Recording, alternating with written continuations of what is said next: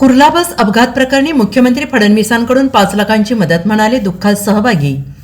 मुंबईतील कुर्ला परिसरात बेस्ट बसचा भीषण अपघात झाला। या भीषण अपघाताच्या घटनेत आतापर्यंत 7 जणांचा मृत्यू झाला, तर तब्बल 49 जण गंभीर जखमी झाले आहेत। त्यांच्यावर भाभा रुग्णालयात उपचार सुरू आहेत।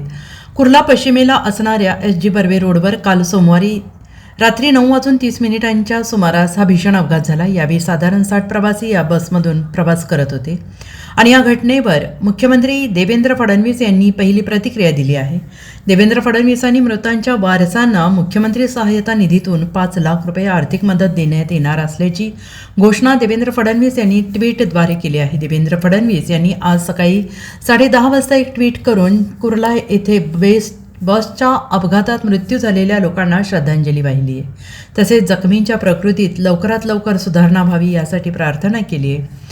कुर्ला येथे बेस्ट बसच्या अपघातात काही लोकांचे मृत्यू झाले, त्याबद्दल तीव्र दुःख व्यक्त करत मुख्यमंत्री देवेंद्र फडणवीस यांनी भावपूर्ण श्रद्धांजली अर्पण केली। त्यांच्या या कुटुंबियांच्या दुःखात आम्ही सहभागी आहोत। या घटनेत जे जखमी झाले त्यांच्या उपचाराचा खर्च मुंबई महापालिका आणि बेस्टच्या वतीनं करण्यासाठी आदेश देण्यात आले आहेत, असंही मुख्यमंत्री देवेंद्र फडणवीस यांनी म्हटलेलं आहे। Bureau report SBN Marathi, Mumbai.